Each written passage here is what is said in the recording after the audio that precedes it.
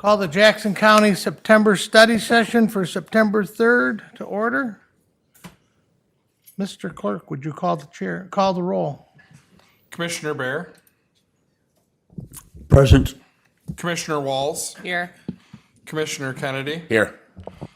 Commissioner Duckham, Commissioner Plesky, Commissioner Willis, Here. Commissioner Williams, Present. Commissioner Snell, Here. Chairman Shotwell. Here. We have a quorum. Thank you. We've arrived at public comment. Public comment guidelines. Each individual will state their name, have 3 minutes. To address the board, you may only address the board once under this public comment. You may not yield your time to others. Board members will not debate nor answer questions. Any public comment? Seeing no public here, we'll move on to the minutes for approval of the August 6, 2024 study session. I move approval of minutes as presented. Support. Have a motion and support. All in favor? Aye. Those opposed? Duly carried. We have arrived at the budget public hearing for the Health Department and friend of the court, the Administrator Controller Michael Overton shall take the floor. Well, thank you. So you've called to order the public hearing. Yes, sir.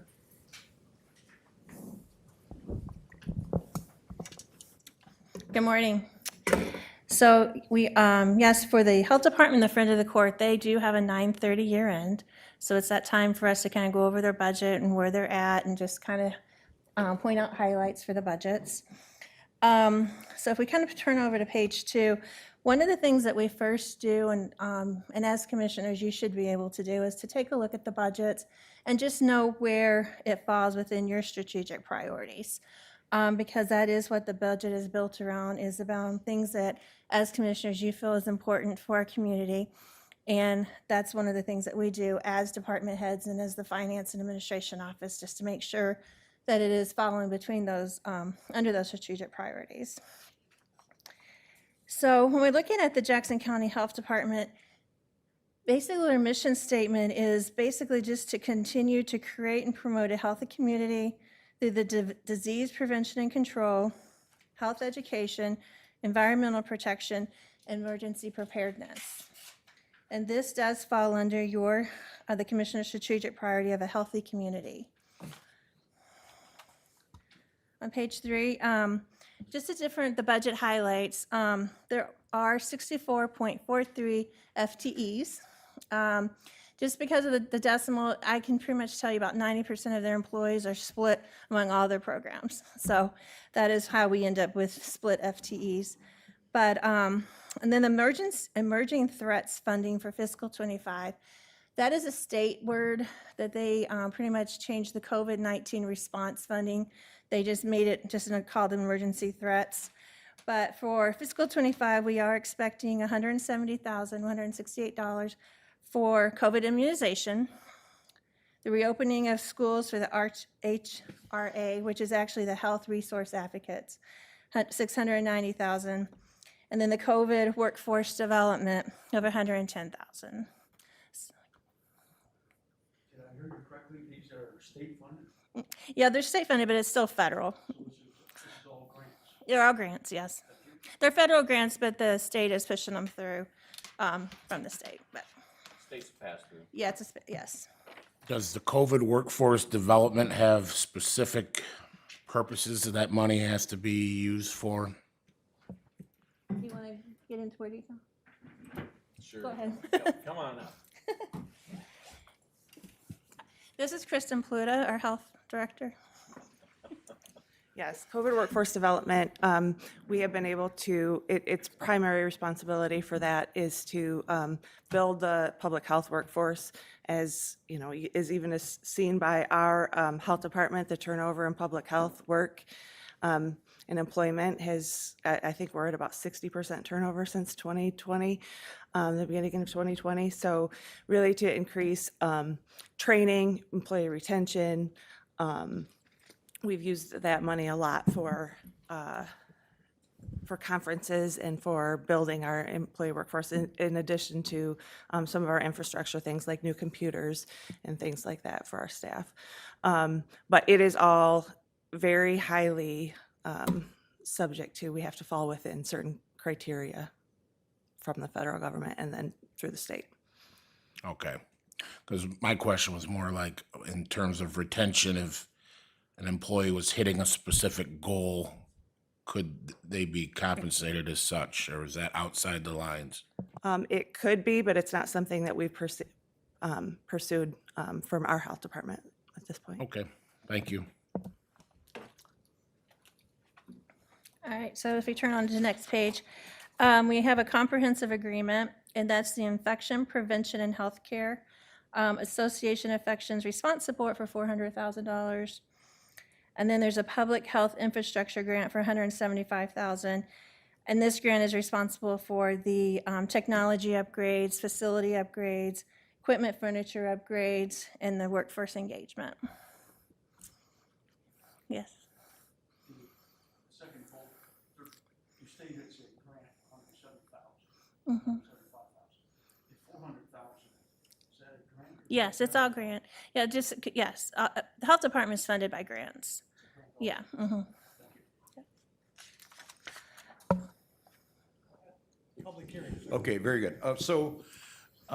As we go through these, I'm very curious to know what requirement for any of these revenues would be of general fund contribution. In other words, if we have money we have to spend, that we could spend anyway, in any particular way, but it requires us to spend it to get X. I would be very curious to know that with respect to all of these items we discussed this morning. Because we're gonna have a call on our general fund that's gonna be pretty substantial. And we need to know, Are you asking about the match? that's what I'm talking Okay. about. What general fund matches do we have to put in order to get, in order to get X, we have to put in Y. And that's a significant thing that we need to know with respect to every item we put in next year's budget. So I'm very curious to know that as we Okay. go We through can that. I prepare- apologize for being late. You're fine. We can prepare a schedule and send it over to the administration office. What, but just in broad terms, how much are we giving general fund? Well, I We're mean, giving right- a minimum now. What is Well, that we do number? give a minimum, it's $219,701 from general Not to be fund. too precise. So that's the match. But that's the match. Yeah, right, that's the the- MOE. The total match adds I mean- up to 200, what'd you say, 17,000? $219,701. $219,000 works for me. And that's to get all the stuff that you get. And I get that. For fiscal '25, yes. And their total budget is what? We're 4 gonna million? get there, it's like $10 million. Yeah, $10 million. Yeah, My point is, what you're asking is, every one of those it adds up to 219,000, it sounds like. Well, and that's great, and we need to know that, but our general fund is gonna have problems. I And we need to understand. know everything that calls on general fund. Yeah, Yeah. yep. For I fiscal understand. '25, that's the only thing the general fund is sending over there, is 219,000. Okay, thank you. The rest of it, the health department's using their fund balance, which we will get to in a I minute. saw that, yeah. Okay. All right, so to the next page. So we have state general fund for mandated service, which is the essential local public health services. We call them ELFs or whatever. The approved increase for 2024 is remaining for 2025, which is good news. Then we have the MDHHS ELFs, which is the communicable disease, including disease surveillance, outbreak response, immunizations, and the Children's Special Health Care Service and Administration, $556,264. Then we have MDARD ELFs, $211,450, which is for the food protection. And then EAGLE ELFs for $322,743, which is well and septic. So this is for the essential local public health services. Explain which ones are grants, which ones are general fund. They're all grants. It's all money from the state, yes. Tony, of the $10 million budget that we spend in the health department, only $219,000 is general fund money. So I don't know what the percentage that is, but It's the small. vast, It's vast small. majority is grants. Yeah. These are our mandated services. Yeah, mandated meaning we don't have any choice but to provide these if we're gonna, If we don't provide these services, the ones that are listed on here, the state's gonna come in and do it themselves. These ones right here, these ELFs, ELPHS, Yeah. are required by the state. And even if we got rid of every other grant that's on our roster, we would still have to have these and pay that 219. We have to have that minimum of 219,701. That is the minimum that the county has to provide. So even as Cecilia goes through this, the ones before, the ones that are coming after, if we got rid of all of those, it would still be 219,000 that would have to be so the match paid. on the other grants is zero. Ultimately. 'Cause Ultimately, it yes. is ultimately, because if we're mandated to provide a minimum of 219, regardless of whether we have those other grants or not, it's Right. zero. Right, we could only do these services listed on here and hearing and vision. It's Well, not that's how I including- understood it yeah. too, but I was waiting to see how that shook out. All right, on to the next page, notable expenses for fiscal '25. We do have some capital costs. The 2 vehicle purchases for environmental health, $110,000. And again, that's just a placeholder. But there's one vehicle that they're asking to be replaced because it was totaled, and it's for the 7th Sanitarian. And then there's another they're requesting as a replacement for an older vehicle. All right. And then on the next page, this is a summary by account classification. We have our revenues and then our expenditures. It does show the decrease in the fund balance, which is intentional, and then what the big fund balances are. Any questions on this page at all? I'll just kind of fire, so the intergovernmental revenue in here includes the 219,000? No. So where you're going to see that is the net effect of the transfers in and the Transfer transfer in. out. That's the net effect. Because the general fund is transferring in fund money, and then the transfer out is the health department's indirect rate. So the net effect of that is 219,701. Okay. And the net effect, as you know, in 2025 would be almost $1 million reduction in fund balance. In other words, we're spending almost $1 million more than we're taking in. Right. Which leads to the question of what happens when the fund balance is dry? That's when we'll have to reevaluate services and look at things. But that's going to be a few years down the road. It's not, that's why for fiscal '25, we're not concerned about it, because it is intentional. I mean, in the sense that they have the fund balance available, we need to use that fund balance. It is just monies that they have received probably in advance that they hasn't been spent yet. So. So we were paid up front and now we're providing the services? Yeah. Got it. Some of that, so yeah, some of it's that. Can I ask also between 2024 and 2025, the other revenue was about a $1.4 million difference. That looks Yeah. like it must be an extraordinary item. There because- is, it's a Medicaid, or Medicaid, the Medicaid. We had received money in advance for Medicaid. But that looks like it was a one-time thing because all Yeah, the other it is. years were about Exactly. It was like- 2.3 million. It was close to $900,000 or something like that. Okay. And to be clear, our practice is if they get a grant for a particular project, whatever it is, program, the grant money goes away, so does the program. Yeah. It's not going to fall on general fund unless this board were to choose to do so. Okay. Yes. Could you educate me on, under revenue, other revenues, and under expenses, other expenses? What falls under those categories? It'd be easier for me to send you a report, because there's a lot of different things in there. But if that would be fine with you, I would send it to the administration office and they can send it to you, and that would give you more detail, if that's okay. Okay, Okay, thank you. just be easier.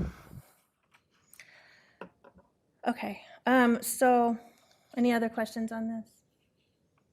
Okay, so if we go on to the next page, I have a couple of pages here that's kind of breaking out the program detail. One of the things there are a lot of things that just have zeros in there. I just want to kind of explain why. For example, COVID response for 25, 26, there's zero budget in there, but for 25 and 26, we did break out the different grants. So if you look at the COVID immunizations, infection prevention, the workforce development and immunizations, they're all broken out. They all used to be in one department. And so it's just been easier just to break them out and be able to track them better. The early on, that program ended June 30th. That's why there's not a budget for 24 or 25 and 26.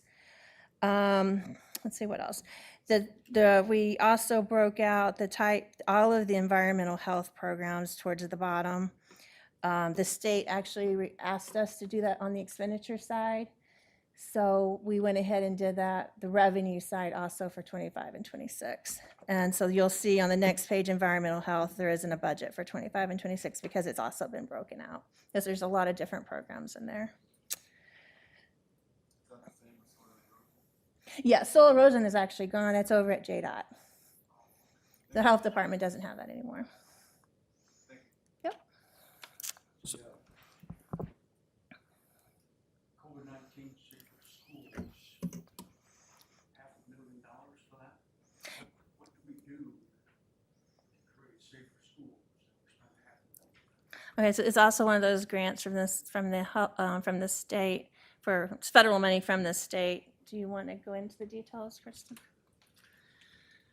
We fund 4 full-time health educators that work in the schools doing various programmings, including anti-vaping, social, emotional, mental health type programs.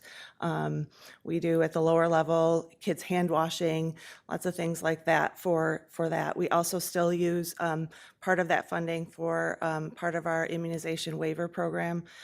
Health educator who's down in our IMS clinic that does all the education on immunizations and works with the schools on making sure kids are immunized.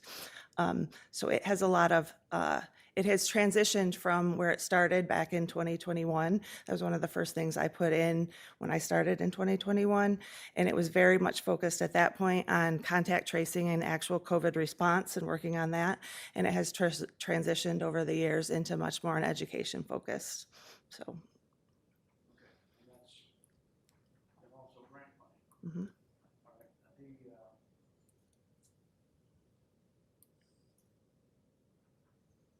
COVID immunizations. You really think we're going to spend $170,000 here giving vaccines? Well, COVID immunizations, that is used for our staffing time. It's not just for purchasing COVID immunizations. That covers some of our staff, our nursing staff and our clinic staff.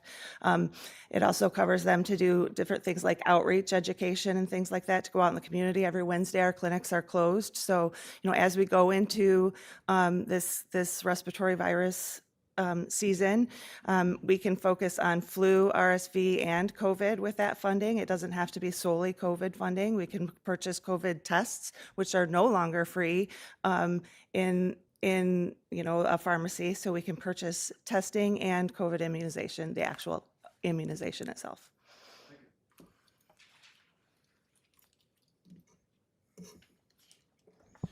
One thing I would add, just for the board, benefit of the board here, is every budget line item you see there has supporting documentation. So for those of you, if you have any interest or questions, we could produce reams of paper.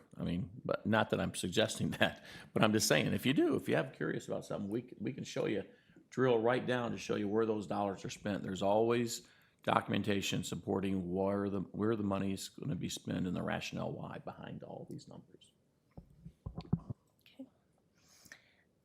Is there any more questions on the health department before we move forward to the front of the court? Okay. So we'll go ahead and move on to the friend of the court. And again, their mission statement is pretty much just keeping with the best interests of children, and they do that by providing the quality service in a fair and respectful manner. And the strategic priority for that would be falling under the safe and desirable community. And so with the Friend of the Court, they have 47 FTEs, and the state reimburses 66% of total expenditures less any judgment fees or federal support incentives that is received. So it's pretty straightforward. And then on the next page, we also have the revenues and expenditures added together by categories. Any questions on the Friend of the Court? So I'll ask, what call on our general fund is in this budget, please? So if you look in the transfers in for 2025, it's 805,000. And that's all general fund? Yes. And have we any option with respect to that contribution? No. Why not? We have to pay for 1/3 of the cost, basically. And it's all court-ordered stuff, so we don't have a say. We're just mandated to pay 1/3. And I'm not asking the questions to challenge No, or I say that we're doing the wrong thing. I want to make sure I understand that in many of these regards, we don't have much in the way of options as to what the general fund contribution is. Okay. Thank you. He's trying to help me out, so I don't ask him this stuff. Yeah, and as you can see, they have very little fund I balance. figure if I have the question, at least one other person must have the question. Right. Thank you, And Susan. just Thanks like for being gracious about answering the question. Of course, and just like we do with our practice in general, is that we absorb, we use as much fund balance as we can to limit that contribution. And in '23, we were able to get the fund balance down to 29,000. So we're trying to keep that going forward to where, that's, And 29,000 out of a $4 million budget, or almost $5 million budget, is nothing. exactly, yeah. So that's what, so it's very minimal. Okay, I do have a question though, as far as the general fund contribution and the transfers in. They are significant increases year to year. It looks like a trend from 23 to 24 to 25, and then what we're anticipating in 26. It's anywhere from 200,000 to a little under 100 to over 100. What are we attributing that extra amount to? Will it be increases in wages? That much? Well, or benefits, or just, because majority of their budget, if you look at it, most of it's personnel services. The rest of it is really very small. 4/5 Yeah. personnel. Yeah, and just that, and you always kind of look at how much their department in particular has majority of their employees have health insurance rather than cash in lieu.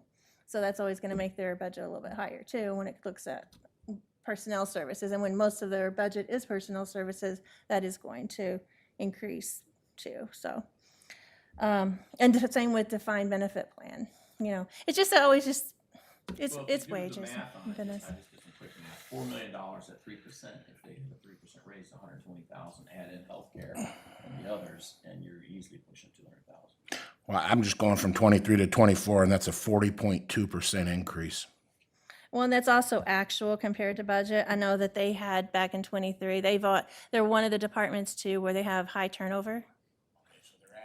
Excuse Yeah, sorry. 23 Their is actual. actuals often come in below Yeah, the their budgeted. budget. And it has this past 3 or 4 years, similar to all the county departments have been like that just because of turnover. Okay, all right, that makes sense. Okay, thank you. And that's also where we end up with some fund balance issues, and that's why we try to keep those, Yeah. down. We have to work at that. Any other questions? Yes, ma'am. You made a reference to something. I know it means our portion that we paid is on Maintenance of effort. It's called maintenance of effort. That's what it means, and that's just what our required contribution is.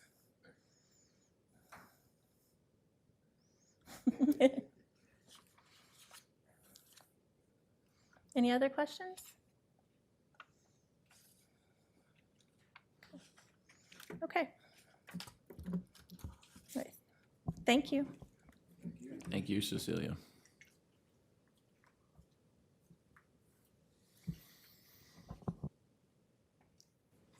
Any further questions to the Health Department or Friend of the Court budget from commissioners? Any further questions from the general public?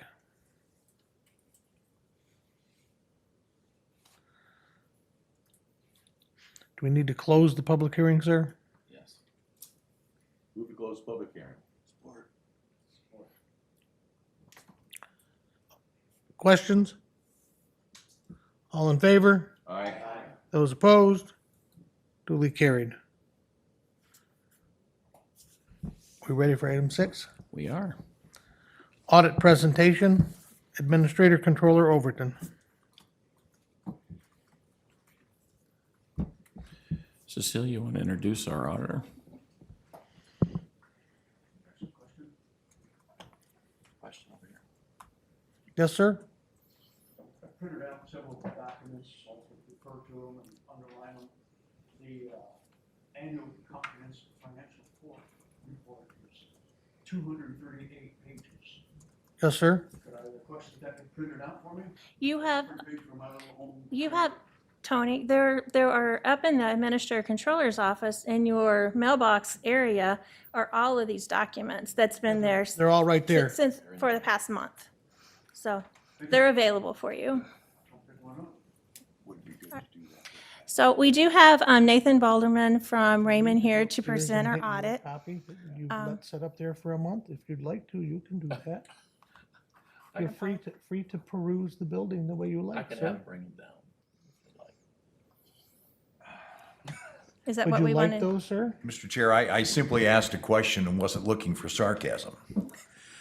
It's a I sign will- of quality literature. I and will this is a truly move to complex stand at thing. ease for a moment so commissioners can gather their reports. Do we have support for the motion? Any discussion?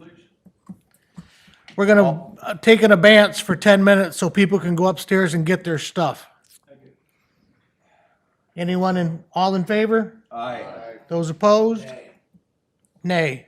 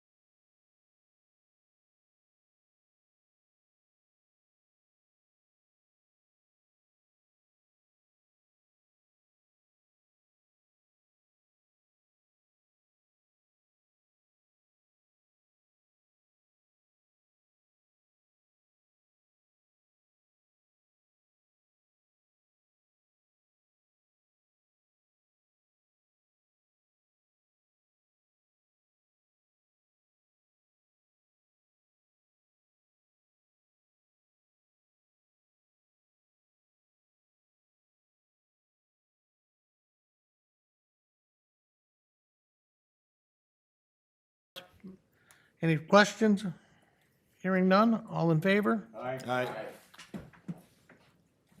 Administrator Controller Michael Overton, your audit presentation. Cecilia. Good morning again. So we do have Nathan Balderman from Raymond to present our audit that we completed back in this end of June. So here we go.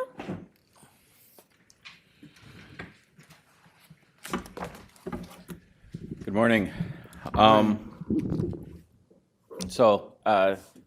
Thank you for your time once again this morning.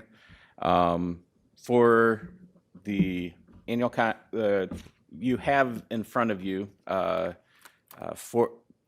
we issued 4 different documents. I don't know exactly what's in front of you, but we have, whenever we do the audit, the largest document, as we talked about, the annual comprehensive financial report is a large one, a couple hundred pages. A lot of information in this document. We also issue a separate report for the retirement system, and then we issue a single audit act report, and then we also have communication with those charged with governance, a separate letter that we're required to produce. So for the annual comprehensive financial report, this document is one that's produced. It's the highest, really the highest level you can get it in the United States for producing reports. It has a lot of information that's included in it, including the introductory section, the statistical section that not every government produces. So it's a lot of work to put into this. Commend the county for it, and it continues to get the award from the GFOA for excellence in financial reporting. And that's a lot of work on Cecilia's part, and getting all that information put together with input from, obviously, from departments throughout the county. But the county should be commended, and Cecilia should be commended for the hard work that goes into that. So for the audit this year, for the annual conference for financial report, the new thing that you'll see in this document this year, and just a couple of highlights that I would point out. First thing would be there was a new standard that was implemented this year. They just keep on coming. In the past, we had the most recent one that had to be implemented before this was for leases. There were some changes to that.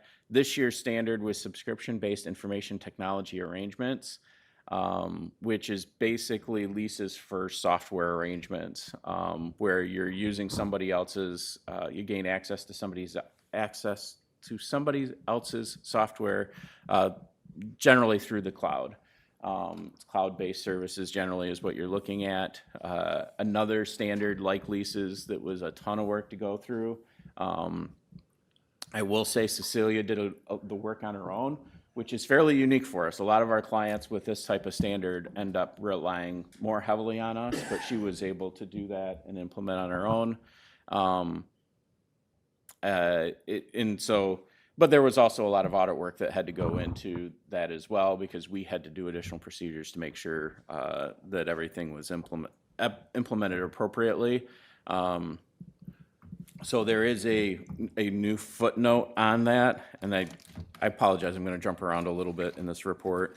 Nathan, well, if you could just back up one little second and Yep. tell the board who implements these standards, because, they implement standards. They do it to us all the time. It costs us tens of thousands of dollars every time they change one. Right. Who So are these people? So these people are the Government Accounting Standards Board, and their job is to look at financial reporting and decide what needs to be implemented. It's a mix of different people, a lot of it, I would say, and they say that they get input from the users of the financial statements, which you always, who knows who those people are, that they're looking at, that says that this is an important part, but they're looking at it and get input from all of those. A lot of times it might be your bondholders, it might be a lot of people in the education realm. There are representatives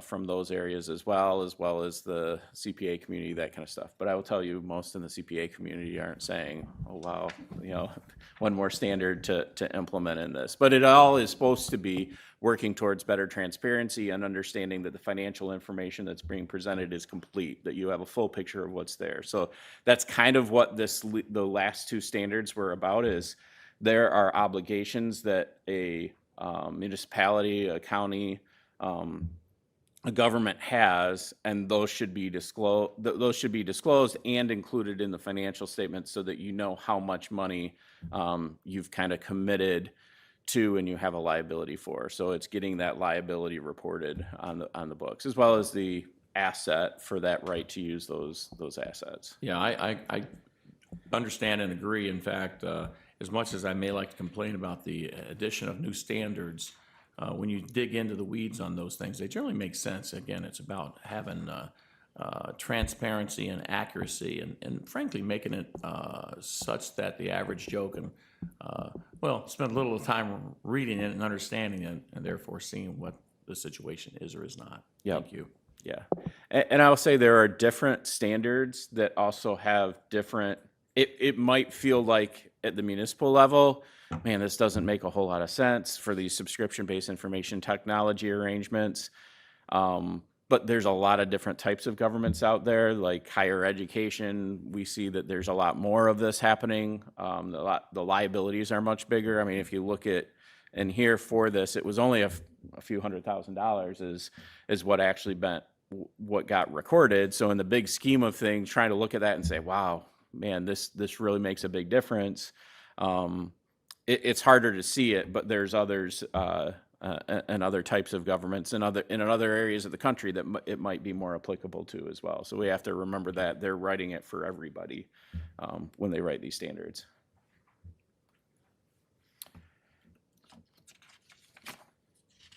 So that was the new standard.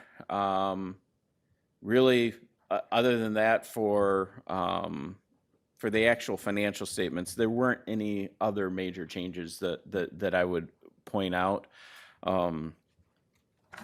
One that's kind of a second year. There is a new disclosure if you go to page 97 of the document for the opioid settlement. This is something that does come up at times because it does end up being a large receivable that gets recorded on the financial statements. It'll be it's the page number on the bottom of the page is 97, so 103 on the PDF. So this is something that continues to change as new settlements come out. And there's been a little bit of discussion right now. There's no kind of allowance recorded for the county, but there has been some discussion of is all of this collectible? Are you going to be able to collect all of these settlements? Because as you look at some of the pharmacies that are running into troubles, that type of thing, there can be a question of whether you're going to collect the full amount. But these amounts, there is a separate fund for this that it gets accounted for in, and it's restricted on how the funds can be used.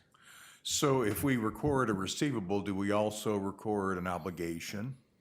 So what you end up recording in the fund, because these funds it's over a 17-year period, I think, is when these settlements are going to be paid. So that gets actually there's not a big obligation, but there's a deferred inflow that's reported in the government-wide or in the governmental fund financial statements because it's not available to spend.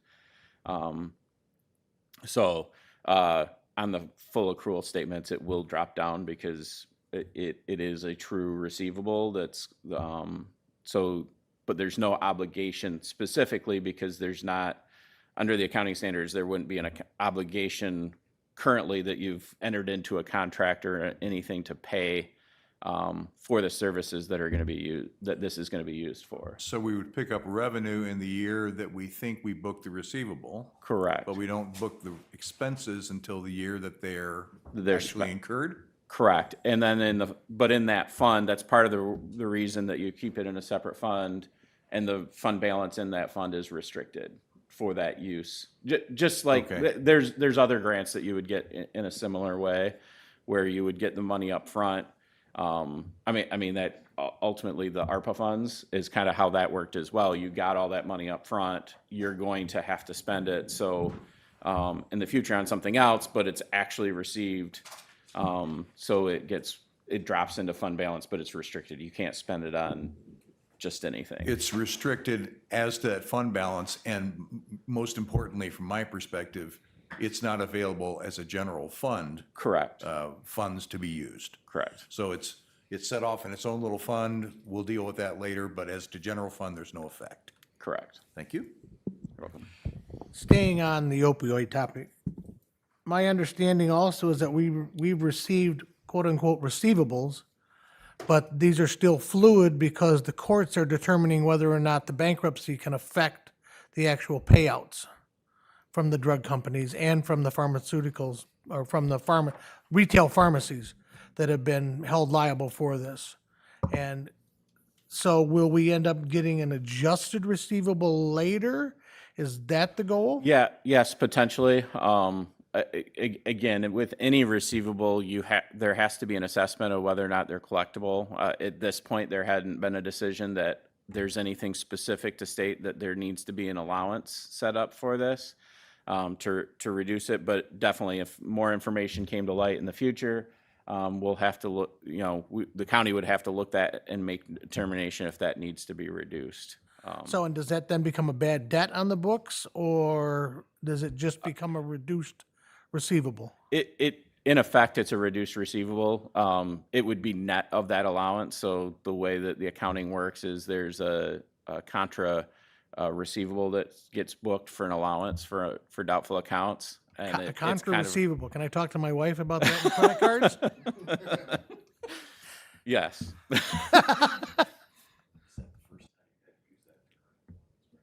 Probably, yes. On these, this opioid settlement funds, are there any requirements or are there any limits on how we choose to allocate that? Yes, there are. And I will say one of the best resources for it in the state is the Michigan Association of Counties. They put a lot of work into the different restrictions, and I'll admit it's one of those where it's kind of fuzzy on exactly what it is. I know some of the things that you can't spend it on. Like I've had some people try to spend it on health insurance for their employees to, as opioid prevention. It's like, no, you can't do that. But there's a lot of different things and different ways that the monies can be spent, but they are restricted on what you can spend. So. Well, for the last couple of years, I've had conversations with our sheriff. One of his concerns is the recidiveness in our jails, that the people get arrested for drug offenses, they serve their time, they're released, and at the point of release, they're not given given very little help. So they just fall into old habits, buy drugs again, get addicted again. He was wanting to set up a program so that he could have people shepherd these releasees when they get out to help them into a different lifestyle and not get back on drugs. So that type of program through the sheriff's department, is that allowable for these opioid funds? It's really something I'm not 100% sure exactly which programs are. It doesn't exist yet. Right.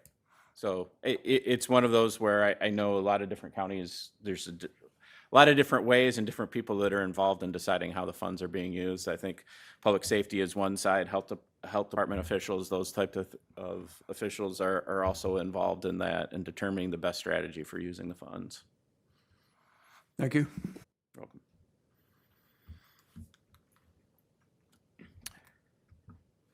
welcome. There wasn't anything specific on the annual comprehensive financial report that I wanted to dig in besides those specific issues, but I'd happy to, if there were questions that anybody had, I'd be happy to do that before I move on to the other reports. I have a question, page 20. financial highlights, the unfunded general, I can't read this right. The unassigned fund balance from the general fund is $10.7 million. That's unassigned. How are we allowed to use that? And my question will basically get around to, we're having early discussions about the possibility of a millage request not passing. How are we going to replace that money? Well, we've got 10 million that's unassigned. Can we use that funding? It's unassigned, sure. Yeah. Problem being is we will run into significant cash flow problems over the course of the year. The 10 million, what percentage are we at on fund balance? 23 point what? 23.9%. Our policy is 18 to 24%. We are within policy. Could we reduce it some? Yes. It's a one-time fix, though. It's not going to solve our problem. It will just delay, kick the can down the road, and potentially create other problems from a cash flow perspective. Remember, we get paid, and think of it this way, and if you received one paycheck a year, in broad terms, I'm really simplifying this, and had to make that money balance throughout the year or work, at some point in time, if you have major expenses that were that you didn't expect, that's why you have that reserve of a fund balance. Now, if we spend that down and we have a major problem like that, well, we'd have to borrow money, which again is not unheard of, but it doesn't put us in a very good position. Remind everybody of who we have to also make whole if they can't pay their bills. Well, true. As Chairman says, annually we have to pay out all the taxes that are not paid to the other municipalities, so townships, villages, cities. We write them checks, and then the treasurer goes about collecting those taxes or foreclosing on property if need be, and selling the property, trying to make the fund, if you will, the county whole. But we do have to pay all that out. And then we do anticipate, and in 26, I think, some tax anticipation notes, which is basically saying that we will borrow money to make those people whole and then pay the debt off as the taxes come in. So it's not unheard of. A lot of counties do it regularly. We have been fortunate enough to not have to do it regularly, but that day may come. And who has to pay the interest on those taxes? Well, the county would be paying it. So we would be possibly increasing our debt. Well, when you borrow money, yes, we would increase our debt and we would increase our expense, and that we're paying interest that we would not have otherwise had to pay. And that's why we keep the surplus. All about cash flow, yes. Sorry, Administrator, I just didn't comprehend all of that. This says we have a fund balance, 10 million, 10.7 million. And what is preventing us from assigning that to the sheriff's department? Nothing. You guys could, the 5 votes of this board could schedule that money to be spent. The problem is, it would create problems for the What would, county. I'm not understanding, what problem would it create? Well, when you have other bills to pay and you don't have the money, that'd be a problem. See, it's unassigned, but that money is our reserve. It's like your savings account at home. You have a checking account, a savings account. You usually keep some money aside in your savings account for the rainy day effect. Something bad happens.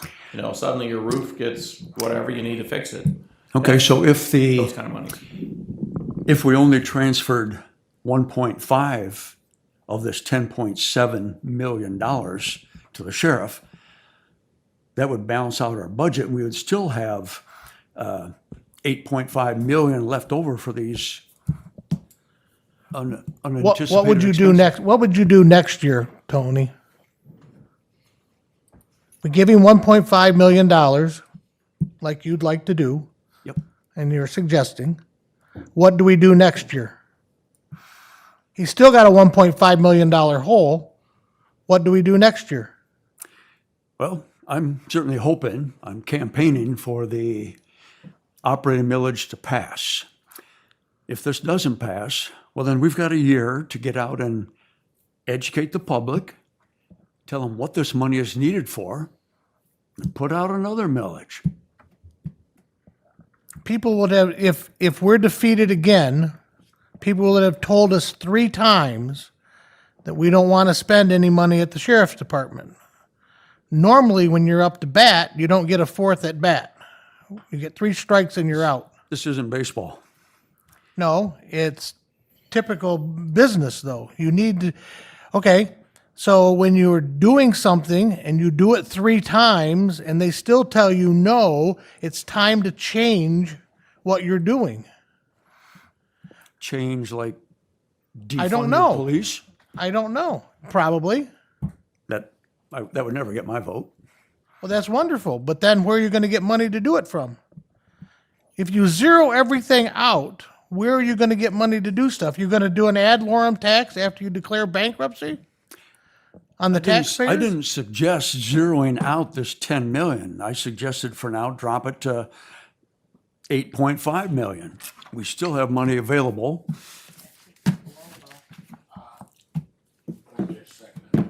So anyway, that money is available if we choose. Thank you.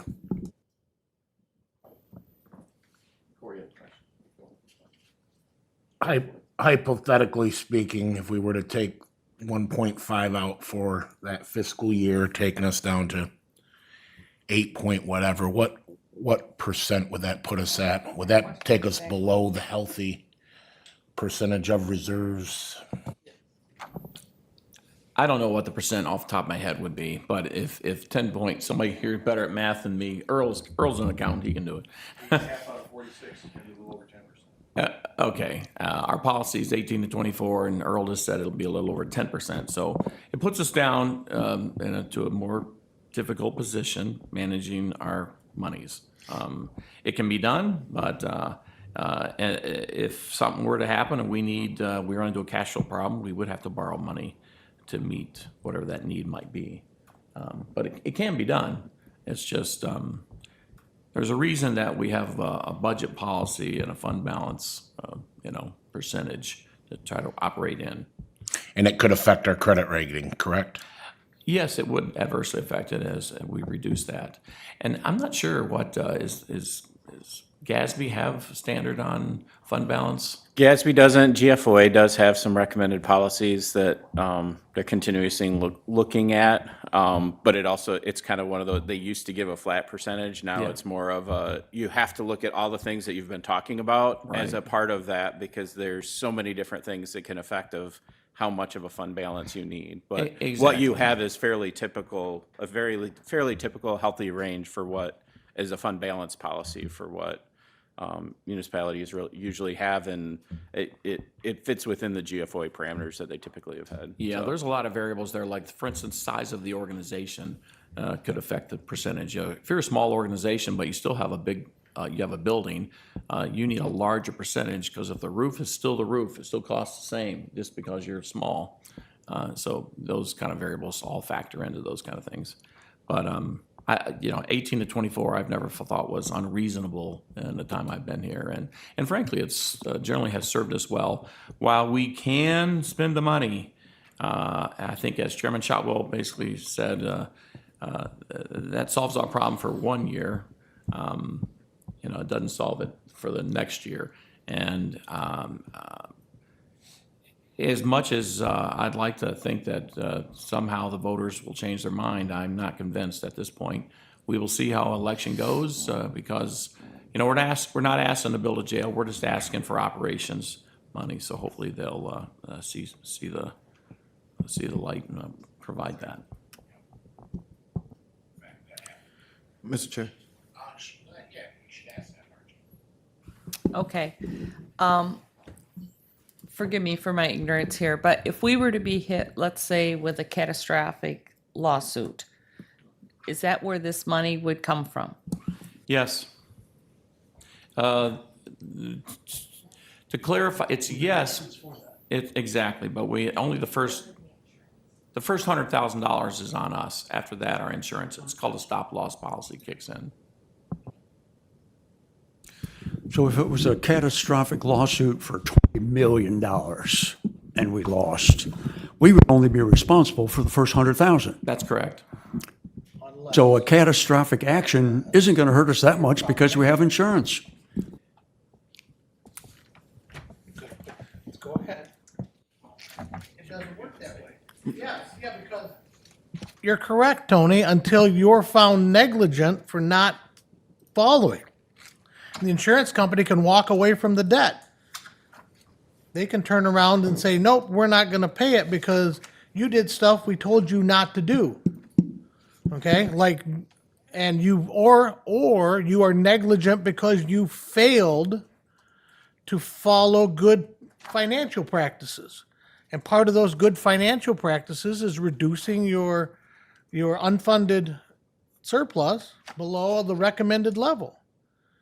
And then what occurs is the judges turn around and they put an ad valorem tax on the taxpayers of Jackson. And do you want to be responsible for adding taxes to the property taxes of the public of Jackson County?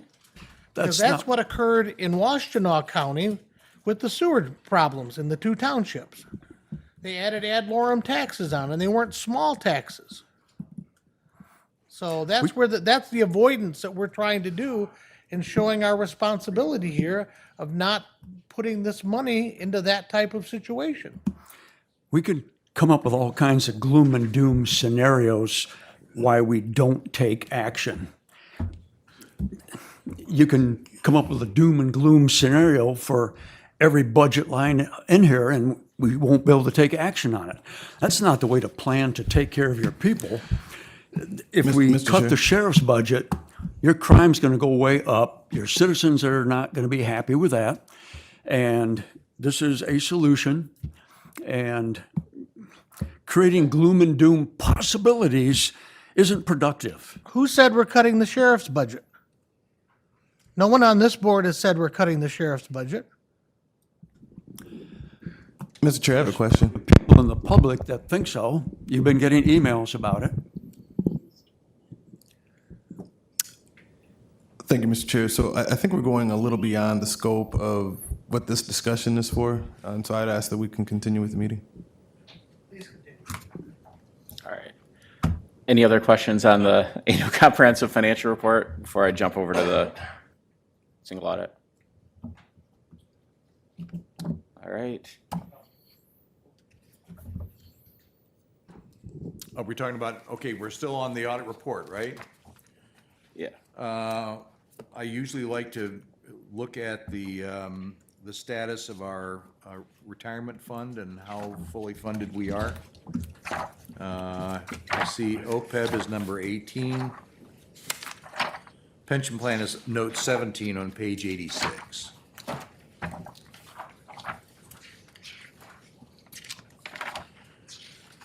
Yep. So the pension plan footnote starts on page 86. If you go, this is one of the bigger footnotes that we have, is the pension footnote. So if you go, drop down 2 more pages to page 88.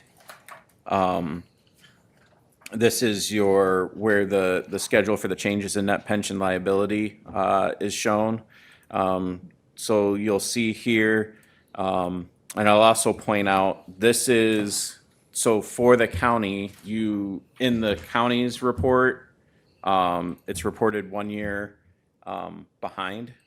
So this is at December 31st, 2022.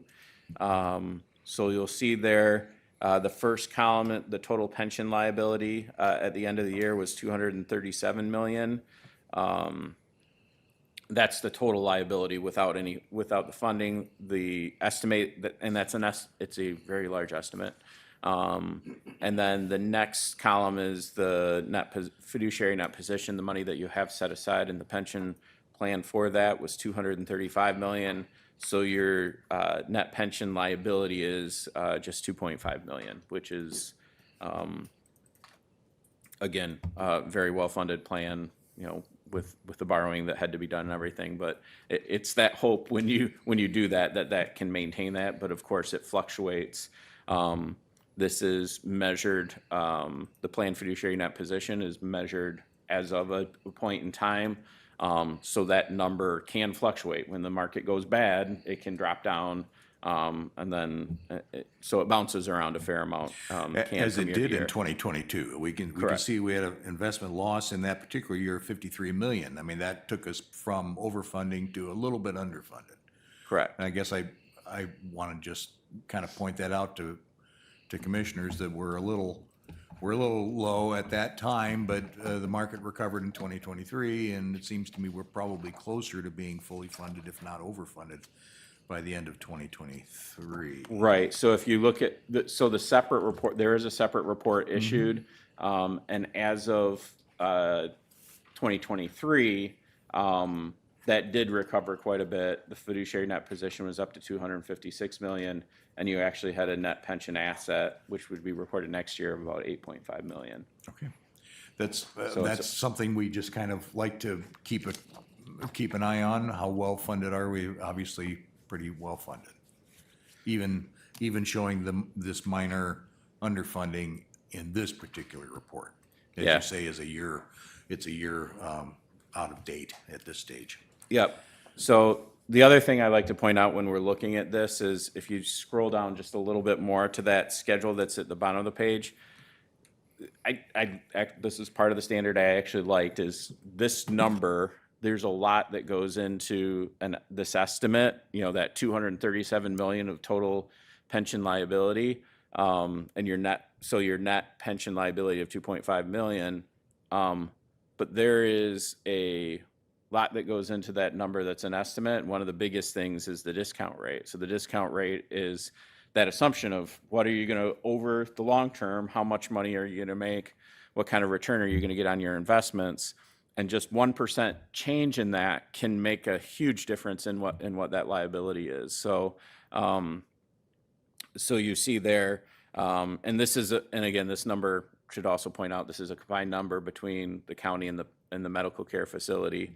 But that could swing from an additional 25 million, bringing the liability up to 27 million if the rate of return is less, or it could be an asset on the other side if it's a 1% greater. And again, when you're talking about a $237 million liability, that's a lot of fluctuation that can happen just by how much you get back on investment. So something else to consider. Again, it also puts into perspective what the standard is and what you're booking on your books. It's by far the largest estimate you have on your financial statements. So.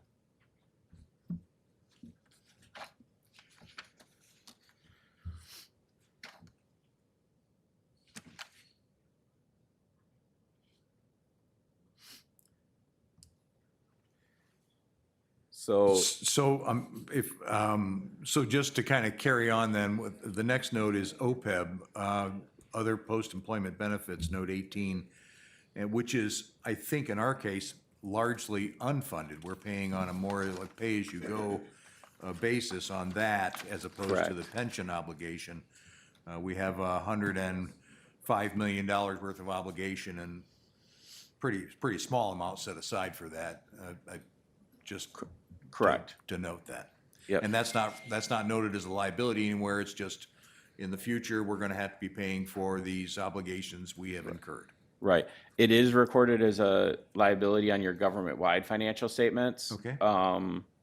Of the county, so it does drop into that, but again, that's not what you're budgeting on a Right. month to month. It doesn't get reported in the general fund, but it is something that impacts, does have an impact now and will continue to in the future on your budget. It's a big impact. But in the same way, when you look at that liability, it's 105 million, but they have the same type of schedules they actually put in. There's two major things on that side: the discount rate and then healthcare cost trend rate. Like, what is healthcare going to cost in the future, and yes, it's definitely going to be more, and whether or not it's a little bit more or a ton more or whatever is all in that liability as well. So, all right. Okay. Anything else? I can go to the single audit. Well, I was just gonna say, I'm waiting for that, where you say that all's well in the world of audit. And that's where I will point out in this report. I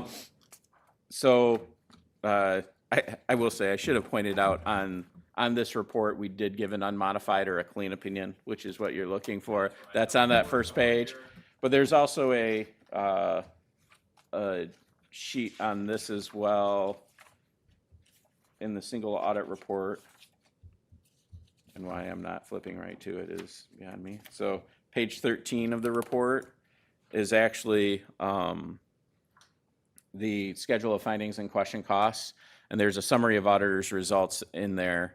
So go back two pages from, that page 13 there. So this gives a good summary without having to read all the language that we put into our reports based on the AICPA and government auditing standards, that what they require us.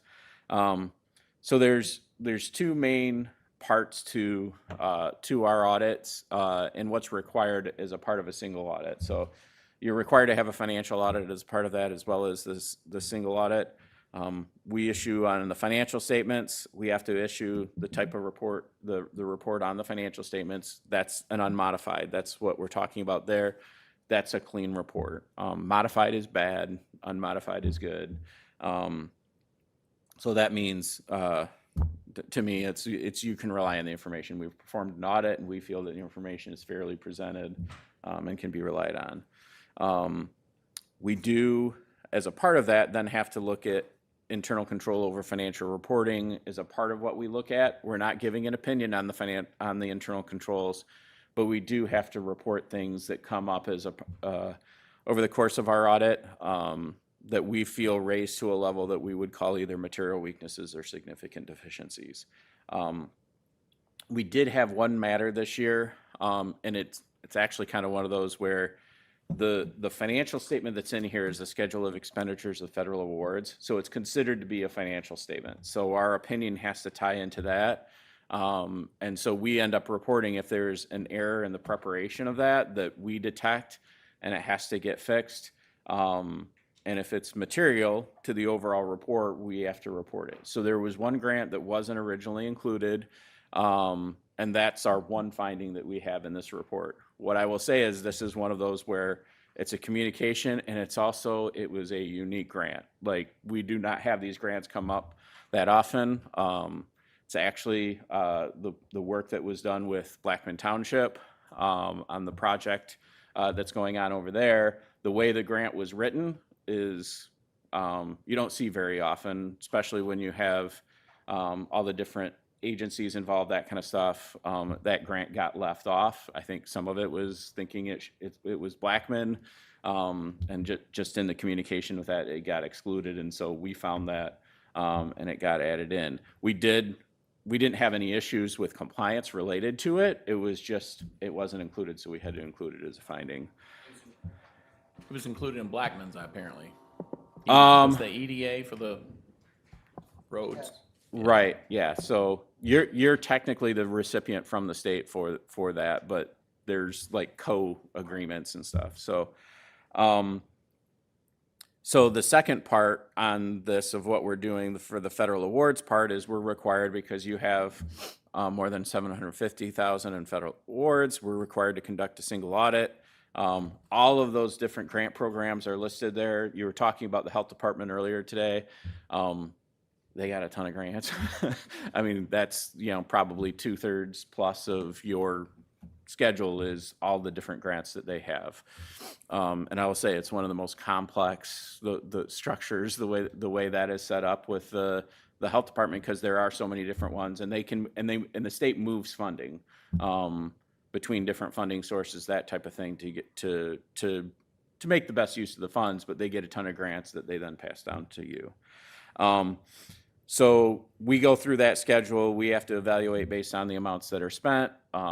We have to do a type of risk assessment, and we call it our major program determination. There's some level of over a certain dollar amount. We have to test those over once every 3 years at least, as long as there aren't any findings.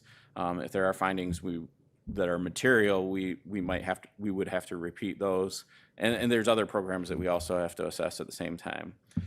This year, the 3 programs that we tested are really your 3 big ones. That economic development cluster is the EDA grant that we were talking about with Blackman.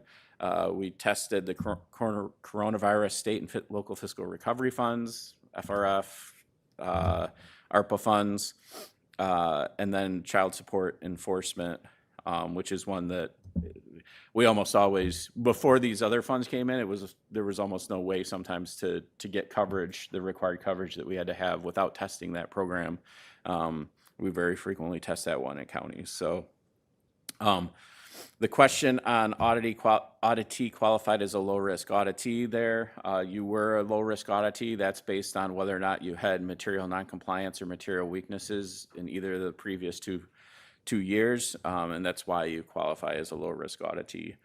If that question was no, it's not technically that you're a high risk. It just means that by the formula, you end up having to test a bigger percentage of the total federal expenditures have to be covered in what we test. So happy to say on all 3 of those programs, we had unmodified opinions, meaning we did not detect any material noncompliance on those programs. Also say we didn't have any internal control issues specific to those programs that we identified during our audit. So clean on all 3 of those programs that we tested. And then I know generally a lot of people like to look at when there's findings in the previous year. We do look at the previous year's findings. There was one last year related procurement on the coronavirus program, and that was cleared up. And we actually tested that and verified that had been cleared up and was not an issue going into this year. So any questions on that?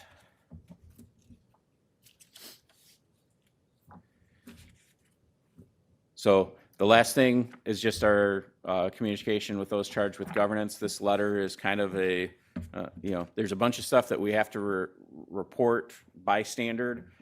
This is all included in this letter. Most of it is like an except for thing. If there were certain things that came up, I would point them out to you.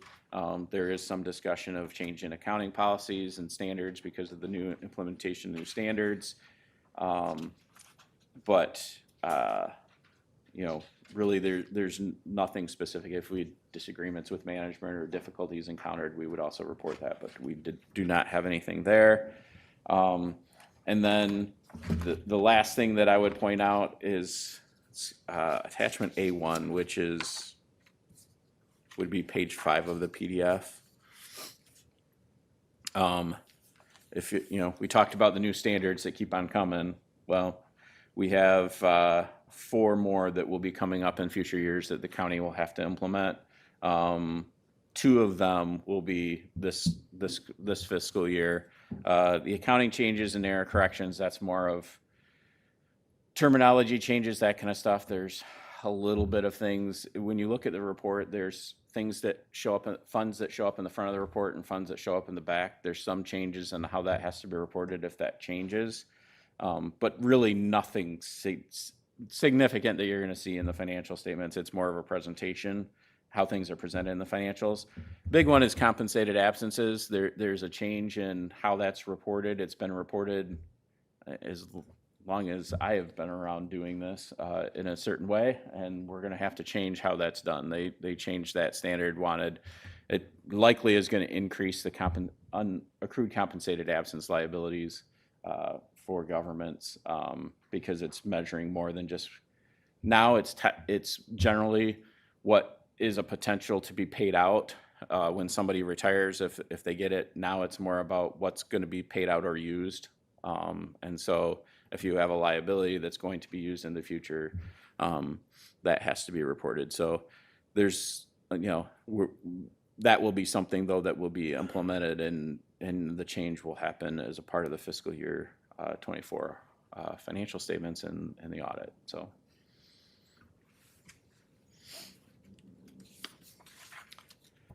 Any further comments or questions from commissioners?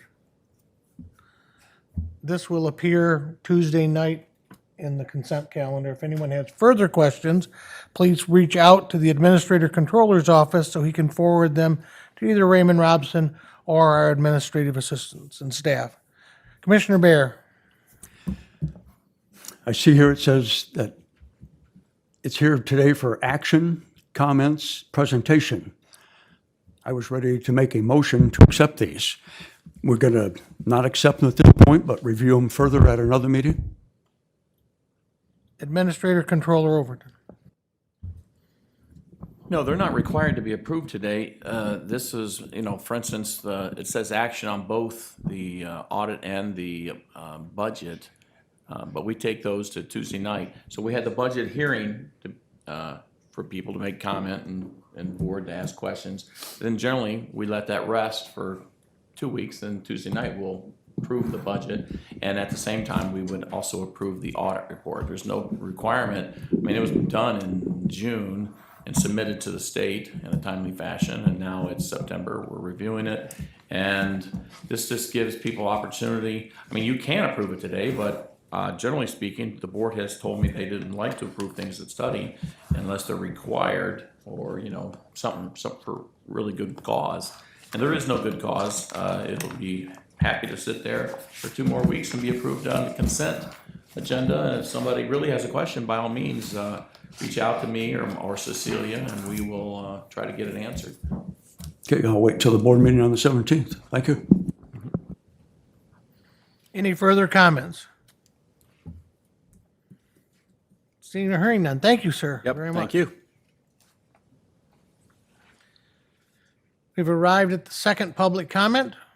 Seeing no public, I will not read through the explanation of it. Commissioner comments. Commissioner Williams. Thank you, Mr. Chair. I'll be brief. So we had a pretty lengthy conversation on the unassigned fund balance, and there seems to be a recommendation to pull from this fund to offset the necessary cost with the sheriff's department.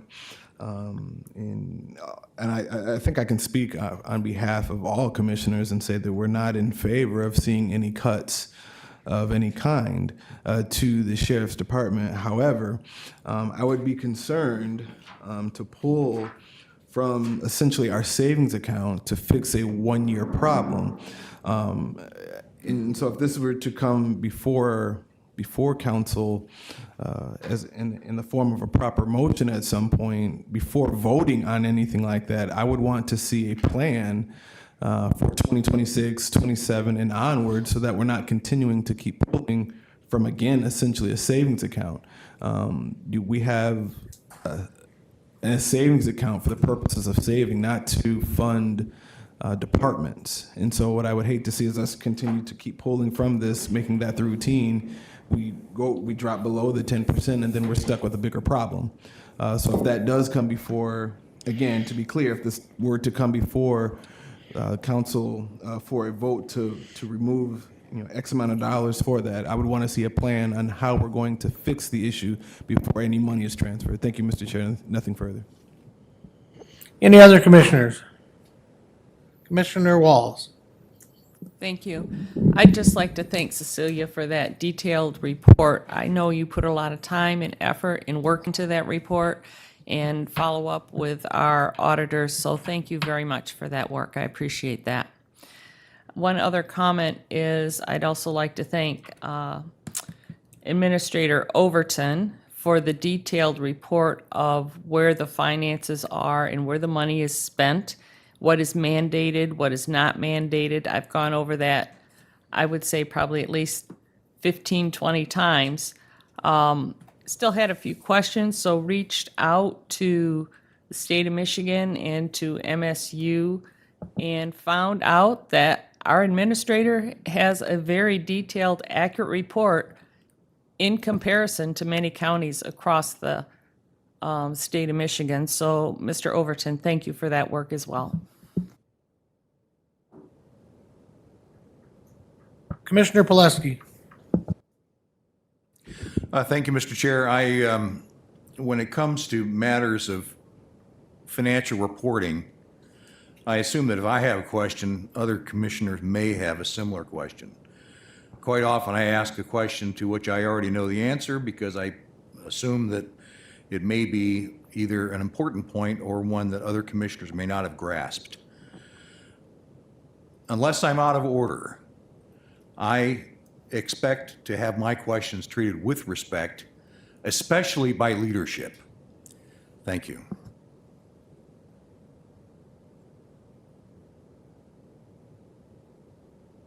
Commissioner Kennedy.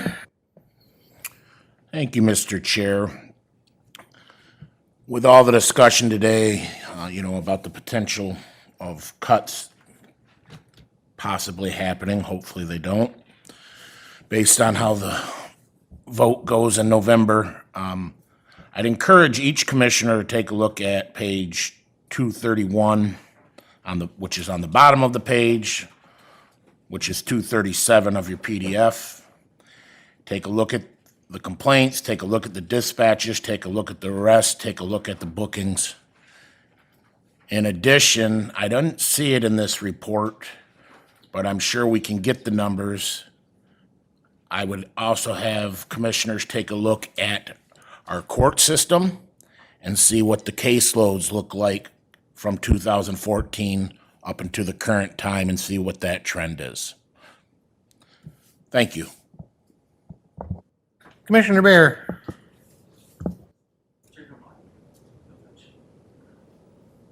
Any further commissioners? Entertain a motion to adjourn? All in favor? Aye. Those opposed? Duly carried.